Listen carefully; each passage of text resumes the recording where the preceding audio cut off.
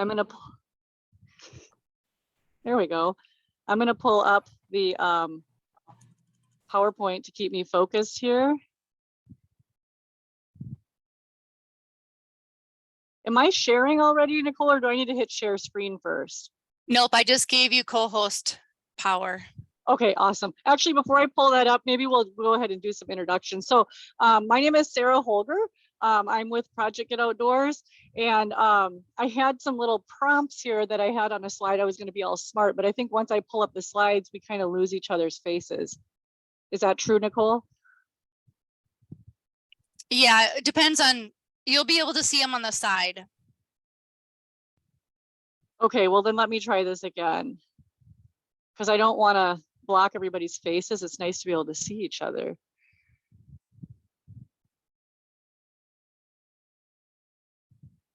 Okay, so we're kind of in a little like Brady Bunch of miniature squares there. So when people talk, will they pop up? Yes, depends on what you have. Okay, I'm not. I can see people, and I'll watch the chat for you, Sarah. Thank you, because I am not a Zoom aficionado. I know like Google Teams, and that's about it. So yeah, we'll go ahead and get started then. I'm just going to follow my slides. So we can go around and do some introductions first, just to see who's here today. And I pulled up there as we go around. If you could just say your name, if you're comfortable sharing your pronouns, that's awesome too. Where you live and what organization you're with. And then because this is a nature themed project, if you could think about one of your favorite nature spaces, if you're willing to share a little bit about that space. It could be in your yard or neighborhood, or it could be somewhere far away, whatever's a special place to you. So I'll go ahead and get started here. Like I said, my name is Sarah. I use the she, her pronouns. I live in Wabasha, down in Wabasha, Minnesota, just about an hour and a half southeast of St. Paul along the Mississippi River. And man, that's a tough one. Favorite nature spaces, but probably the one that I go to most often is my yard. I'm pretty lucky that we have about an acre here, and it's right along the Mississippi River, and I'm pretty lucky to be able to go out into my yard and just spend time paying attention to what's blooming and what's moving around, and it's very therapeutic for me. I'll maybe go down the list here as you're showing up on my screen just to keep it moving along. So maybe if Mike could go next. Good afternoon, everybody. My name is Mike Henderson. I am in Winona, Minnesota. I am the director of the Outdoor Education Recreation Center here. So we serve our students first and foremost, and then a very close secondary component is the community aspect. You know, we have a responsibility to engage with our community, I think. So favorite nature space, I would say anywhere I'm running, or the Winona Ice Park. Super, thank you. Bucky, would you go next, please? Sure. Yeah. Good afternoon. My name is Bucky Flores. I heard Magneto say recently that he was trying to change the general pronouns to use the word loves. And so pronoun I'm supporting the use of is love. I live in Zumbrota, Minnesota. I work for Rochester Public Schools, but also have been connected to Sarah and Project Get Outdoors, so a little bit of dual participation here. Favorite nature space, that's a tough one. Like Sarah, probably like my yard is where I spend the most time, but if I really I grew up on a farm just outside of Rochester, and we had a natural water spring on the farm that it eventually flowed into some other water resources, but that was a favorite spot of mine, and can go there pretty easily in my head, although I don't go there very often physically anymore. So I'll say that's my favorite. Thank you. Luisana, would you please go next? Sure. Hi, everybody. My name is Luisana. I use the pronoun she, her, ella. I live in St. Paul. I am the founder coordinator of Huellas Latinas. This is one small organization to inspire Latino community to try different kind of outdoor activities. My favorite nature space, I will say St. Croix River because was the last park I visited last weekend. Thank you. And is it Mary? Would you go next, please? Hi, my name is Mary. I use she, her pronouns. I work at Eagle Bluff ELC in Lanesboro, Minnesota. So we're far southeastern Minnesota. And we serve mostly middle school residential groups. They come stay with us for a little bit. I think Colleen was planning on joining, our director, was planning on joining shortly here. And my favorite nature space. That's a hard one. I also like my yard. I just bought a house. My husband and I just bought a house in the town of Lanesboro, and we've had a lot of really interesting bird activity, and seeing like different birds coming through every couple of weeks has been really fun. Wonderful, thank you. And Nicole is kind of doing our IT stuff today, but Nicole, would you share too, please? Sure. Nicole Picorni, and I'm on the board for Project Go. She, her pronouns. I live south of Rochester in Spring Valley, and I am the program director for Minnesota 4-H Outdoor Education. Super excited to hear all of your stories and the youth that you work with in the same area. My favorite nature space has to be anywhere on a trail. Anywhere on a trail. Now I have a quick question, Nicole. I am only seeing, okay, there's more people here. There we go. I'm like, I know there was more people logged on. Where did they go? Okay, sorry, you guys. Okay, so on my list, it's like kind of an alphabetical order. So Nishana, would you be able to go next, please? Sure. So my name is Nishana Johnson Lenore, and my pronouns is she and her. I live in Rochester, Minnesota, and the organization I represent is Journey. We are a life skills program for teenage youth that are at risk, and I am the founding director. And my favorite nature space would have to be Corey Hill here in Rochester. Thank you. Megan. Hi, my name is Megan Pereira. I use they, them pronouns. I live in St. Paul and I work for Wakantipio Wayankapi. We're a native-led nonprofit in St. Paul, like we're in downtown St. Paul, but we work on the east side, and we work a lot with Indigenous communities, specifically a lot of cultural programming and environmental restoration. So yeah, I'm the admin person, but it's, great. My favorite nature space, it's been a while since I've been able to like truly connect with nature. So I'm probably gonna say St. Croix State Park because I was there recently. So yeah.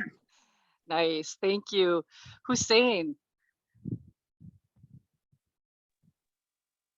Hello, everyone. My name is Hussein Osman. I usually don't use pronouns, so I'll skip that part. I live in Owatonna, Minnesota, and I work for Prairie County Alliance right now, but I'm relocated to St. Cloud next month. So as of a teacher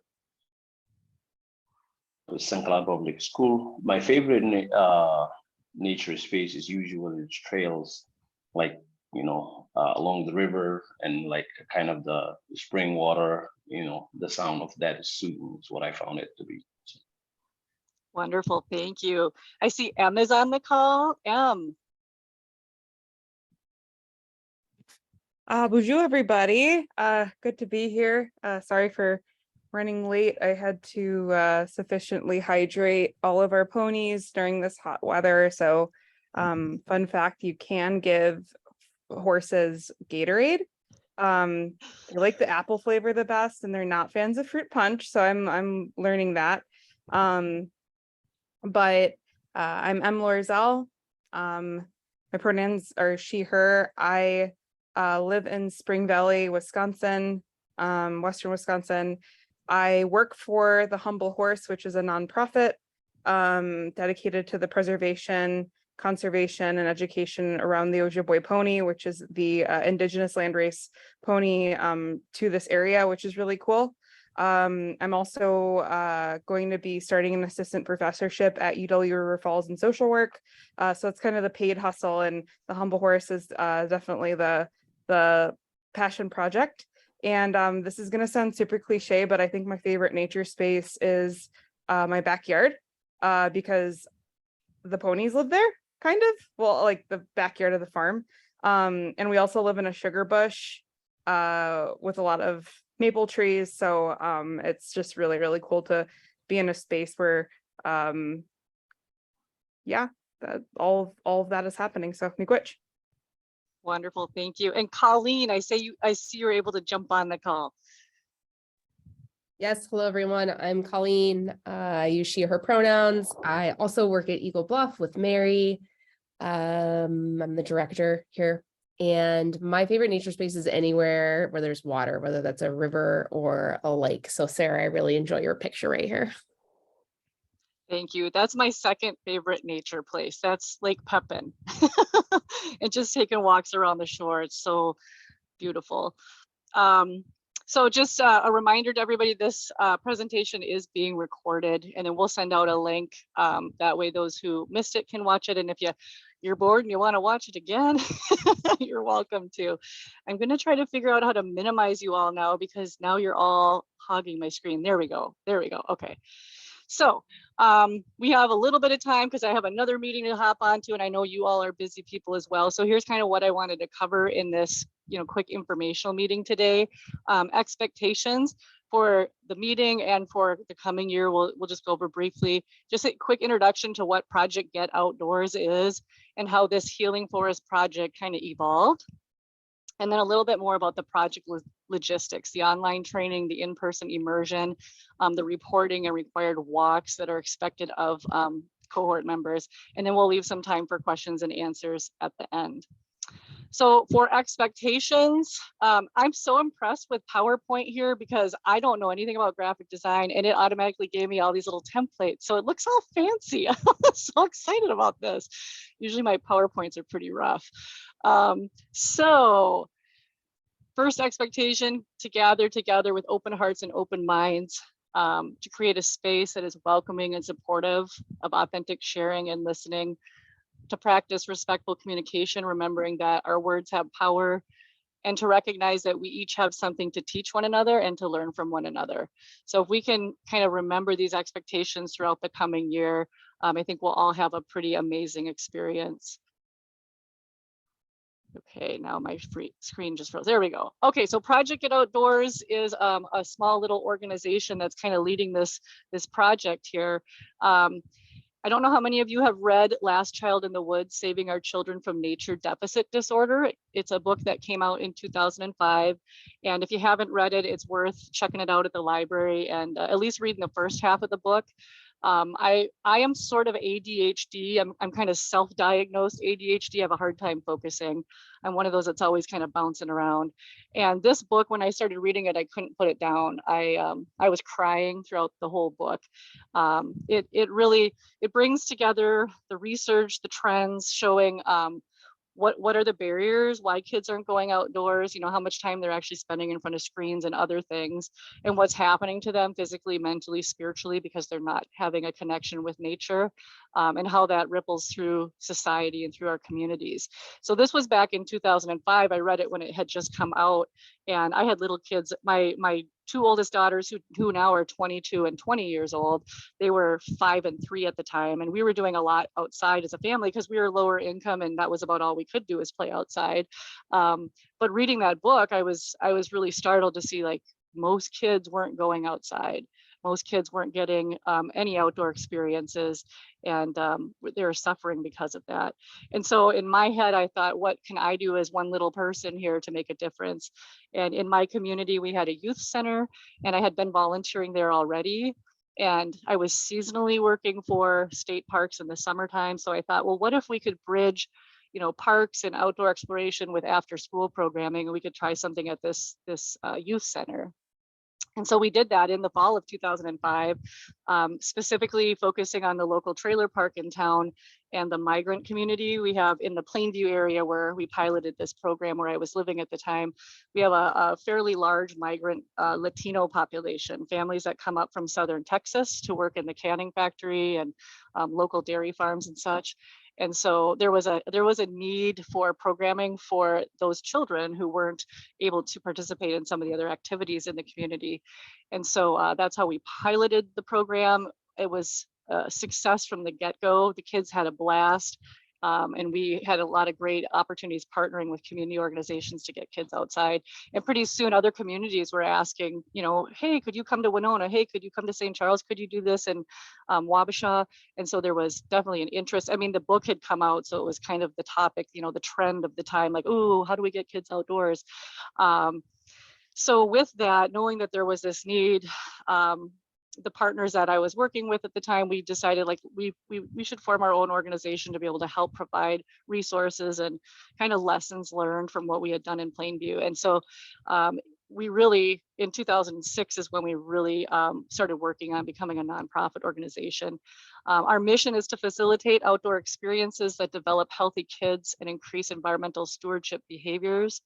So yeah, we want kids to be healthy for sure. That is one of our key, you know, focuses, but also we want kids to have a relationship with nature so that they appreciate it and they want to take care of it as well.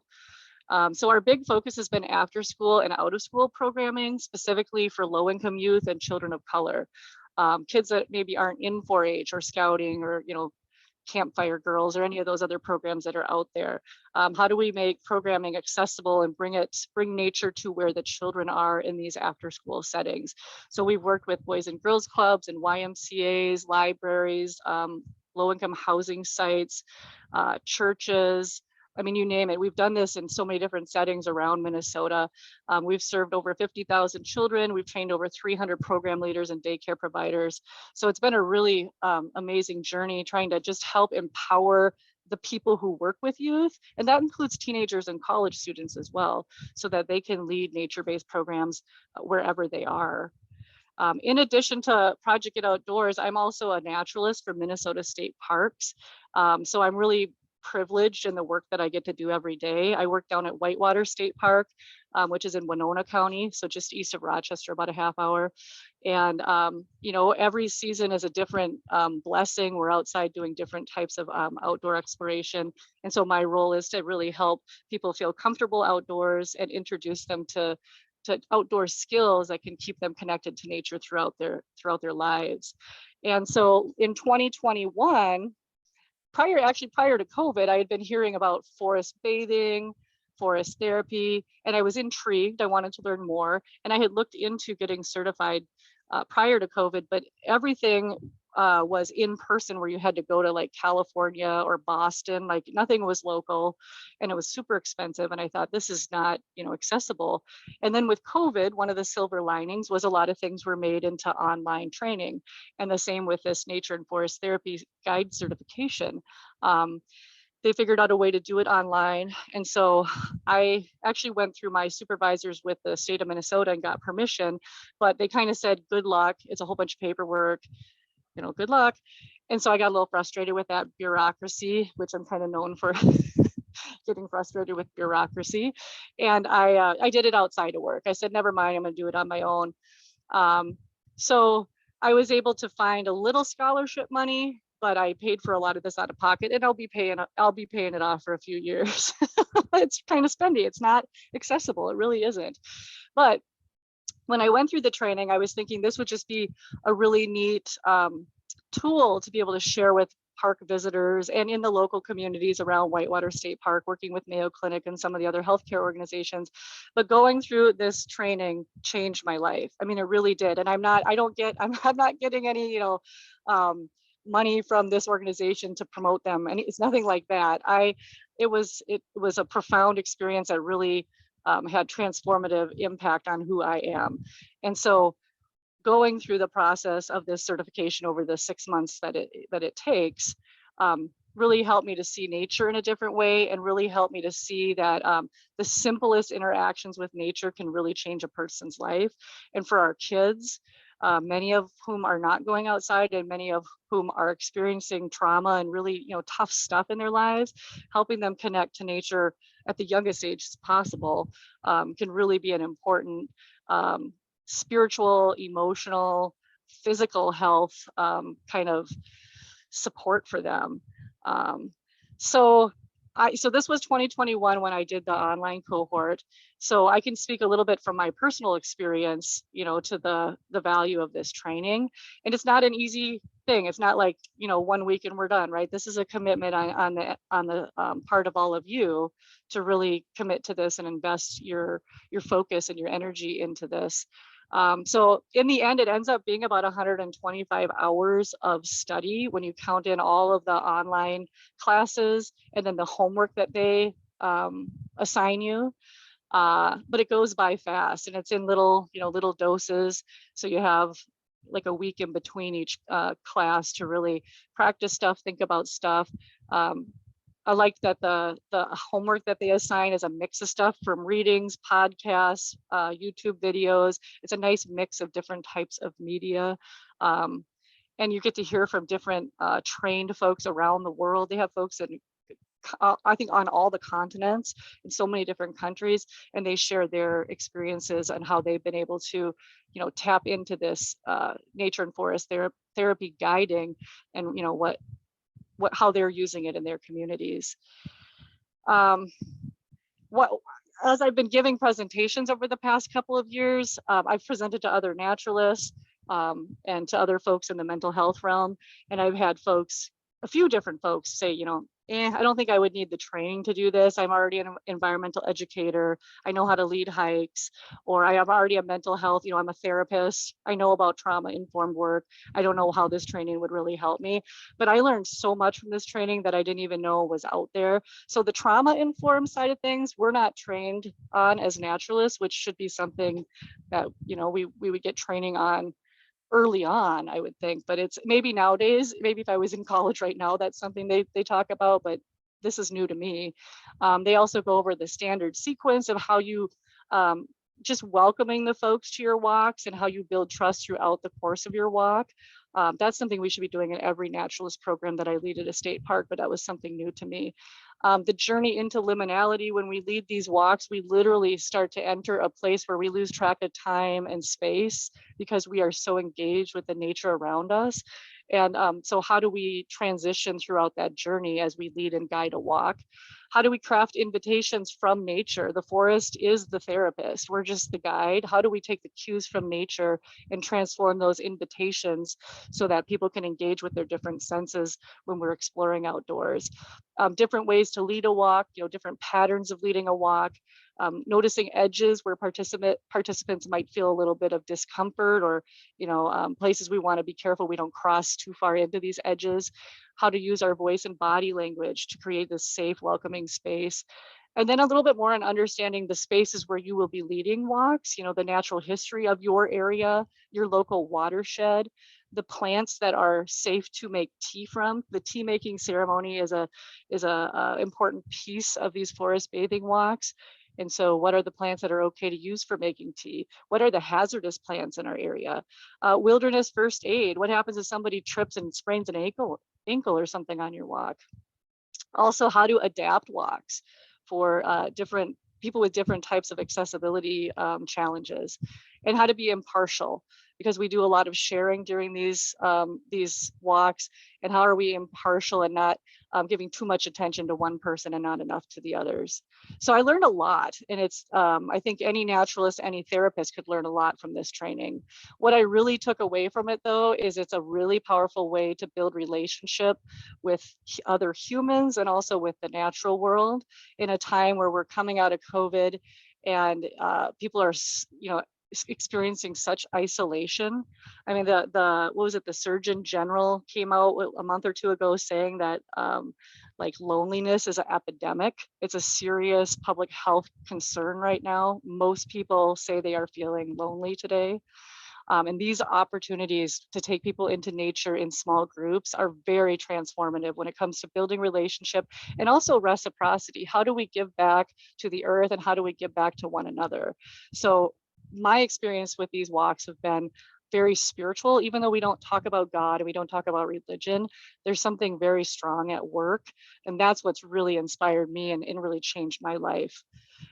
So the idea for this healing forest is kind of based on what I had been seeing, what I had learned, and learning more about how our kids and our young people right now are suffering. And so I want to give a couple examples of that. These are pictures of my family here. On the left hand is my youngest son, my youngest kid, my son Jack. He's 9 years old. And going through COVID, I think he was in kindergarten when COVID began, when lockdown started. So we had to do the online stuff, the virtual learning. And then that whole next year of school was pretty much online. I think in the spring, they maybe went back into the classroom. It was traumatic, right? And I mean, I think we all, in our family, we all coped pretty well, but there's lingering impacts that are still, we're struggling with today that we didn't really realize until more recently. So with my little guy, he actually, he's been having big feelings. That's what the teacher calls it, big feelings. I would get multiple emails over the course of each week about how he was having trouble expressing himself, having trouble communicating with other students in the classroom because he was getting so overly emotional about things. And this is an impact of COVID. This is what 2 years of not being around other human beings does to a person. And so he's had to go to counseling now to learn how to talk about these things and to come up with like strategies for dealing with this kind of anxiety that he has. And that's very common. I mean, the teacher said that a lot of the students in his grade are dealing with the same challenges. And unfortunately, in our school district here in Wabasha, they don't have a whole lot of mental health staff or school counselors. There's one lady that they have at the school. And thank goodness the teacher recognized that he was really struggling. So he got pushed to the top of the list. But I feel bad. There's a lot of other kids who aren't getting to go talk to someone about these big feelings they're feeling. And then on the other side of things, like my two daughters, like I mentioned, one is 22, one is 20. So one just finished her master's degree up at the University of Minnesota. The other one is going to be a junior up at the University of Minnesota. And when they went off to college, I started seeing through their eyes some of the struggles of the college students. I went to college and I dealt with some different, the isolation you feel when you go away from home for the first time and some of that anxiety of making new friends and adjusting to this new way of living. But, that coupled with COVID and that lockdown and all that they went through has really had some huge ripple effects through the students that are in college, and suicide rates are really skyrocketing. I know everywhere, but especially true on college campuses. And so my oldest daughter has struggled with some mental health challenges in the last couple of years, and she has a friend who unfortunately committed suicide last year because he just couldn't cope with all that he was, trying to deal with through what's, expected of you as a college student, especially if you're a first generation college student. And then all these other stresses of the world that are just kind of closing in on you. So that really woke me up to this thinking of how can we bring this nature-based therapy to our young people that are really experiencing trauma. I sat in on a webinar a few months ago that the state of Minnesota offers, this well-being series of webinars. And one woman who was presenting, it was on like the mental health of our young people in Minnesota. And she shared the Minnesota student survey results from 2022. And I was literally crying through her presentation. I was like, I cannot believe our young people are this sad.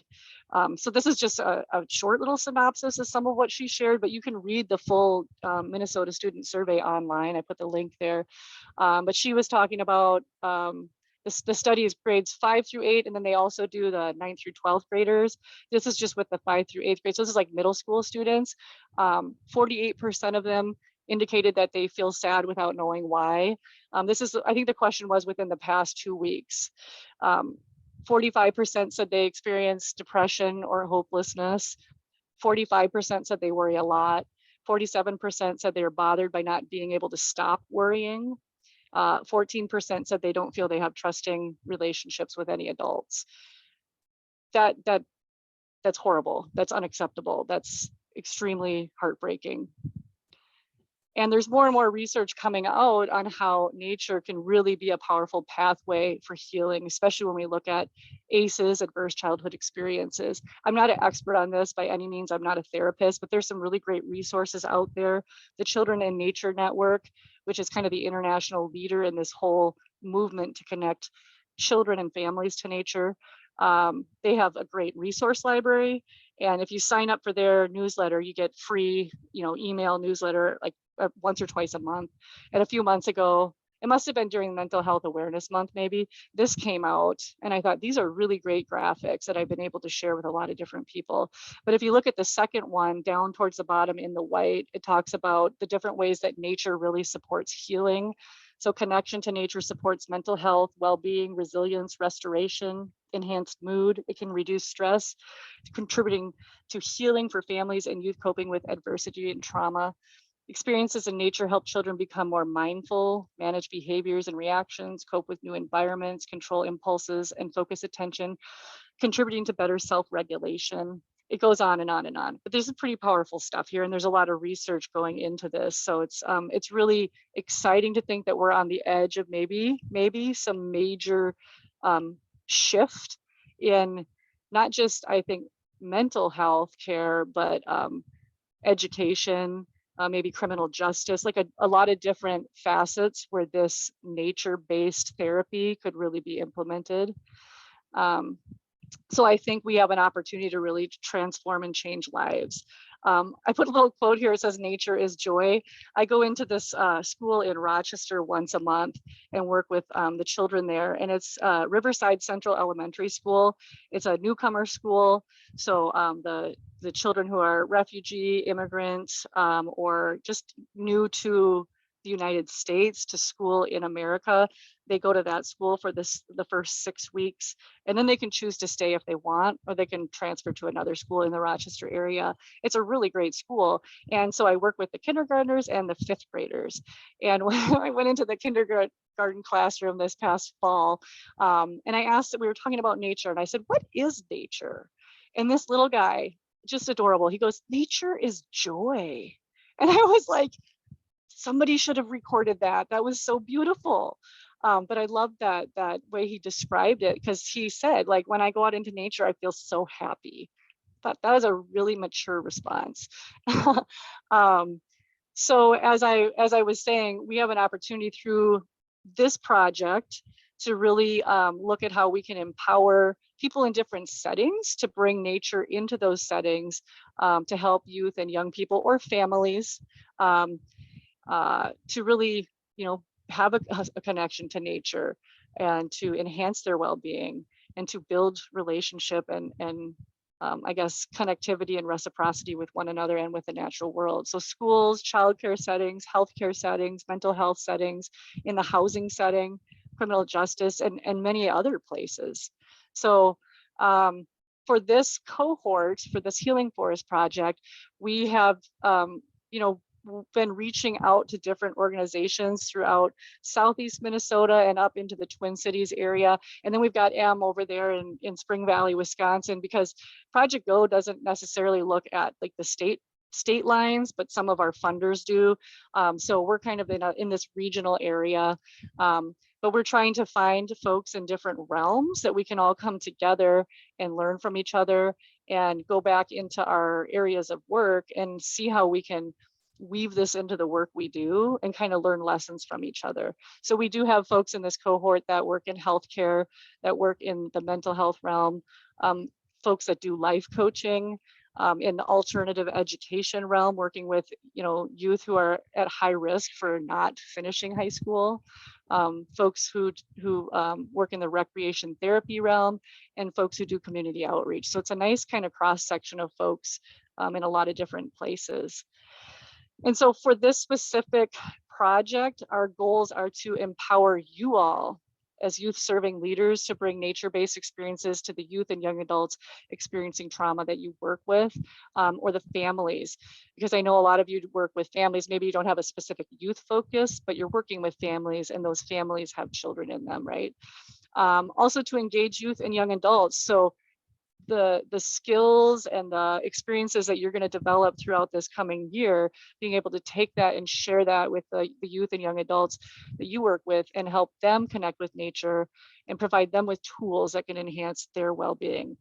This isn't a silver bullet, right? Like nature is one piece of a whole spectrum of different tools we need to tap into when we think about well-being, but it's a pretty powerful tool that we can add to our toolkit. And then also, what we would love to do through this process is to document what you are learning, what you are experiencing, lessons learned, the challenges, and the things that worked well, and be able to document that so others across Minnesota and potentially across the country can learn from this project. And hopefully we can help inspire and motivate like a bigger movement. I mean, there's a lot of chitter chatter underway, but we're really jumping into this and I'm saying, let's give it a try and let's see what we can learn from this. So the logistics Sarah, of this. Yeah. Sarah, real quick, there's been a couple of questions about being able to share the PowerPoint. Yeah. And I said I would follow up with you and we can send it with the recording. For sure. Yes, for Okay. sure. We can do that. Super.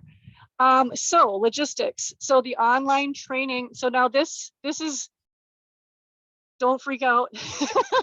This is still kind of being massaged here because when I took the training, it was a 6-month training where it was 2 Thursdays a month, 1 full Saturday a month.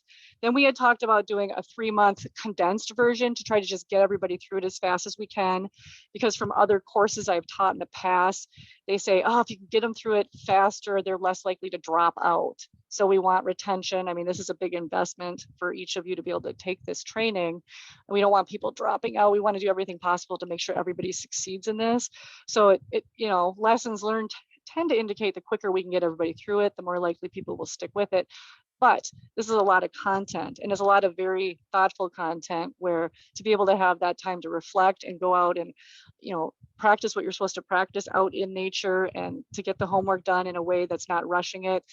They are actually recommending we stick with the 6-month schedule and it would be a little different. And so I'm sorry to dump this on y'all right now because we just had this conversation this morning, me and the trainer who's out of Costa Rica, by the way, one of the lead trainers that will be helping lead this. They're recommending every Thursday evening for 6 months. And then there will be a handful of Saturdays here and there that'll just be 2-hour sessions. They won't be all day Saturdays. They said that when I went through my cohort in 2021, it was still an experimental session. And what they found is every Thursday, when you have this consistency, people tend to like that better. It becomes part of their routine and they have, I guess, better engagement. So I guess I'm open for feedback on that if you want to send your thoughts later after you have a chance to think about this a little bit more. But that's what the trainers are really recommending. So, your Thursday nights would be shot for like 6 months. Then there'll be an in-person immersion. And this is the second step of this. Once you complete the online training, we do this in-person immersion. Now this will overlap because we'll still be wrapping up the online training while we do the immersion, but we wanted to hold it in April because the seasons are gonna start changing in Minnesota in April, and that's when spring is coming. And so we can be outside, and it's right before the crazy season kicks off because May in Minnesota, that's when the naturalist stuff gets really crazy. So Eagle Bluff's going to be busy and other folks are going to start getting busier in May. So Eagle Bluff Environmental Learning Center, we had 2 people on the call here, Mary and Colleen. It's a beautiful place. I worked there for 1 season. Loved it. Just south of Rochester. It's a residential environmental learning center. So they have the housing there, kind of dormitory style with a dining hall. So room and board will be provided at this immersion. This is an exception because most immersions, you pay to go to the immersion, but then you also have to pay for your airfare and your hotel and your food. We're including everything in this and it's only, a half hour from Rochester. So that should be hopefully accessible for most of you. Another aspect of this training, they do require everybody complete a wilderness first aid training by the end of the online training. And so I'm in the process of trying to connect with REI out of Bloomington because they do offer wilderness first aid. If you're already certified in this, you don't need to get recertified. I took an online course and they actually had like a discounted option when I participated in my cohort. So I'm trying to see if we can do something like that, or if REI has any funding where we could actually work through them and just call them a partner on this project. So more to come on that, but it's just a few hour course that you do. And it's really important to know, because like I said, if you're leading a walk and somebody does trip and get hurt, you know, how do you deal with that? And especially important if you're an independent contractor, or if you end up becoming an independent contractor and working on your own outside of your organization, you want to make sure that you know how to handle some of those situations. And then I'm going to cover this a little bit more in a few slides ahead here, but additional project requirements. So we'll be having check-in meetings after you complete the online training. We'll do monthly check-in meetings, just an opportunity for people to share, you know, what they're doing, how their walks are going. You know, if they had any challenges, they can kind of bounce ideas off of the other cohort members on how you might handle that situation. And then your walks, you're required to do a minimum of 6 walks as part of this project. So by the end of October 2024, 6 walks. And we'll do like a little short half-page debrief on each walk. So that's what a walk report is, just how it went, you know, what you could have done better, that kind of thing, but a short little kind of summary of each of your walks, and then a final presentation. I'll cover that more in a minute here. So I reached out to Manuela, and she's out of Costa Rica. She's kind of helping organize the trainings. She works for the Association of Nature and Forest Therapy Guides. And so this is just a draft schedule that they've been trying to pull together. They're actually pulling trainers from across the United States and from a few other countries to help with this. They're very excited about our cohort because it's kind of the first of its kind. They've done another cohort in California, Chico, California, after the wildfires went through there a couple years ago. The University of Chico got some funding to look at like healing after the trauma of the fires. And so they did a special cohort there where it was just folks from Chico. But this is a different kind of a focus where we're bringing folks together from kind of across a section of Minnesota from all different realms, with a specific focus on youth and young adults. So I think they're really interested in assisting us and making this accessible for us. So as I mentioned, they were looking at Thursday evenings, and then there'll be a couple Saturdays. And so this isn't locked in yet, but this is kind of a tentative schedule. And then working around the holidays that are going to come up over the course of Thanksgiving and Christmas. And here's the second half of that. And you'll see off to the far right, branch, leaf, flower, fruit. Those are the chapters. And they have I forget what they call it, a drip course. So they release the chapter content to you online through like the Google Drive, but they only release it when you get to a certain point in this calendar. So you can't just read ahead and get all your homework done at the beginning. You have to do it as the class is unfolding, which is important because you're reading on the stuff and you're listening to those videos as you're learning about that topic in the live class sessions, and it works out really nicely. Oh, that's the drip schedule there. Now that's from my Red Tail Hawk course, but just shows how they release the content at certain times as we were progressing through the schedule. The picture of the watershed is just, there's a couple different homework where they have you researching your local area. And so one is they have you research your local watershed where you live or where you will be guiding most of your walks, to get familiar with kind of the history of that area, how the land has changed. And just, you know, the concept of watersheds. All this land is connected through water. And it's just a really interesting way of thinking about connection and landscape. For the wilderness first aid training, like I said, I did mine online. The online thing was really cool because they had different scenarios that you had to work through, and you actually had to like do like a mock-up splint or whatever, take a picture of it and submit it to pass the course. So it was still in like hands-on and engaging, even though it was online. But like I said, we're going to look through REI and see if we can try to set something up locally, and see if they would help us find funding for that. So more to come on that piece of it. And then as far as the kind of after you're trained and you're starting to lead your walks, so after April of 2024, we would start doing monthly check-in meetings. Bucky and I need to talk a little bit more, but I was hoping he could help maybe facilitate those meetings, being he's a Project Get Outdoors board member and he's also participating in the cohort. That would provide some some unique perspectives as a facilitator. I also plan to hop in on those meetings as well, just because I can help answer questions just from guiding walks the past 2 years from my experience. So we'll do once a month, just check-in meetings. And then, like I mentioned, the summary reports, each time you lead a walk, we'll just have a little debriefing, like half-page report to fill out so that we can kind of see what people are experiencing and learning as they lead these walks. And then by the end of October 2024, we are asking each cohort member to share a final presentation within your community. And that could be your colleagues at your organization, or it could be the community you serve. You can interpret that however you want, but giving a short presentation, it doesn't have to be anything huge. Maybe it's a short PowerPoint, a dozen slides or something, but kind of highlighting your journey through this process of becoming a certified nature and forest therapy guide, how you've been able to take those tools and use them in the work that you do. And we want to highlight that so that we can we're going to record those presentations. So they'll just be like, PowerPoint presentations that you can record. And then we're going to put them on the Project Go YouTube channel so that people can watch them as videos. This is just another tangible way to share what people experience and learn through this project and hopefully inspire others.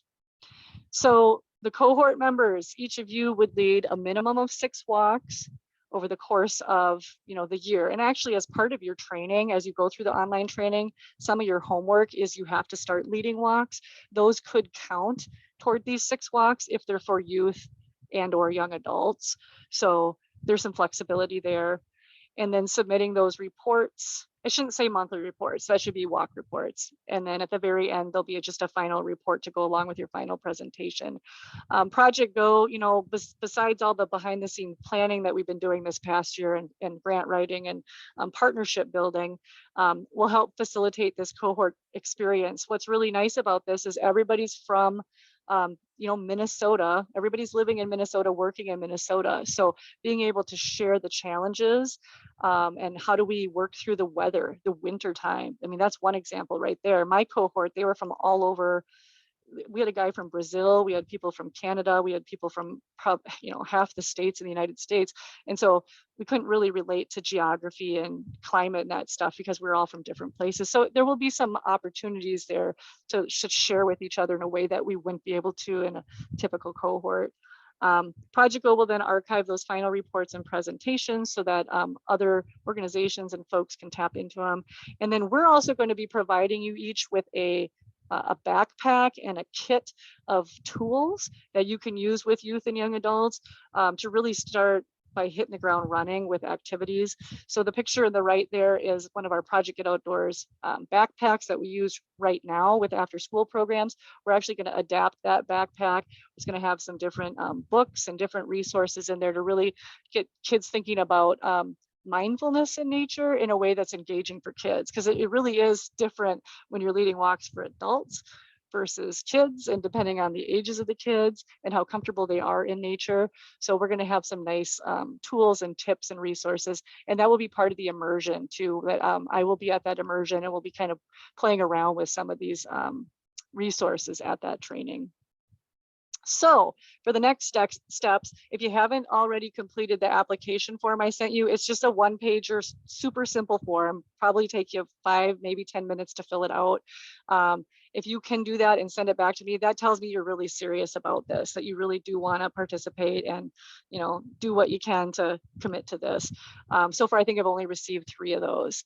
We're going to have a pre-orientation. I know that sounds really goofy. But the Minnesota Department of Health is kicking in $23,000 toward this training. And part of that funding, it's supposed to be spent by the end of September.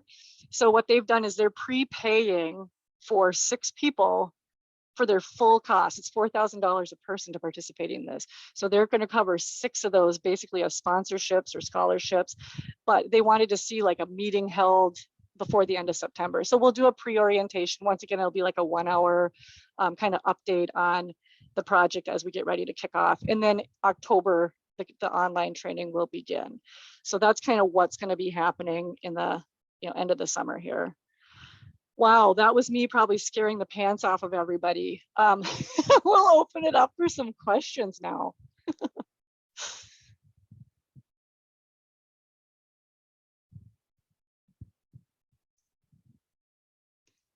Okay, I see that we have the Wilderness First Aid in Winona. So you can take it through, is that through Winona State University then? It would, I mean, we could do it a number of different ways, but I mean, Eric Barnard owns Big River Climbing Guides. He is a Knowles Wilderness First Aid instructor. Okay. You know, it wouldn't be an online one. It would be a 2-day in-person Knowles WMI, and he'd probably need like a commitment from, you know, all the whoever's going to do it, but it's worth reaching out potentially. Yeah, we could totally look into that. That's a great idea. Thank you. And I know a couple people had to jump off the call early. They kind of gave me a heads up that they were going to have to leave early. So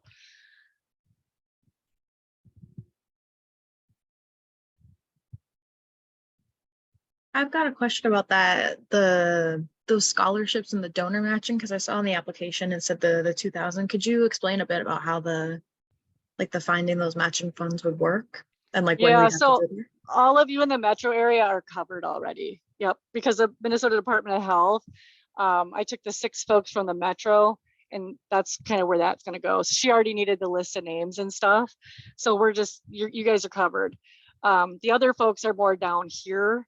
And so that's on Project Go's end, and we're working on trying to find other organizations that would help cover that, like the Mardog Foundation. There's a few other grants that we're working on where we're specifically saying the grant money would help cover the matching requirement that cohort members, if they're not able to meet that match. So we don't want people to be worried about the financial piece of this, but at the same time, you know, we had conversations from the very beginning, like, oh, do we just cover everybody 100%, or do we try to say if you can match? Because even if it's $25, if you have some skin in the game, you know what I mean? It's a little more of like investment in it then. And so I didn't want it to be a barrier. I've always been worried about cost being a barrier, but at the same time, I don't want the idea that it's like there's no value in it because you didn't have to pay anything for it. Does that make sense? But we have the scholarships for the 6 folks in the metro covered already. Gotcha. Thank you. Yeah.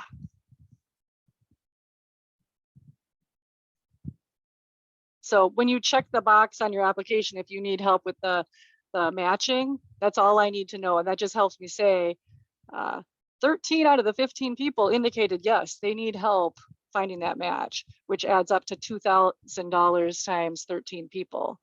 So that just helps us make a case when we're writing these grants and asking for donations and stuff. When did you send that application, Sarah?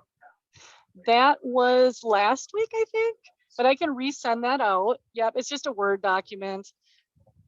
So I'll go ahead and yeah, we'll send that out with the PowerPoint slide deck and the recording. Awesome. I'm making Thank you. notes.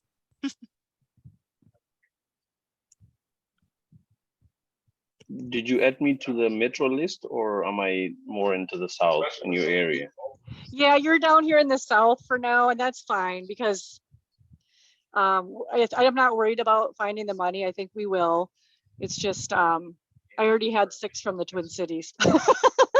Okay. Sounds great. Thank you. Yeah. Any other questions? You know how to find me.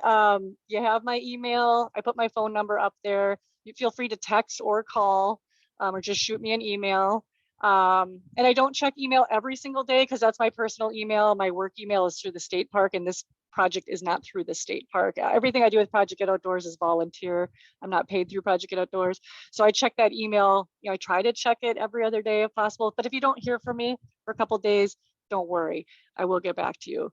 So thank you everybody for your time today. And I look forward to, you know, embarking on this journey with all of you. Have a great rest of your day. Thank you very much. Bye-bye.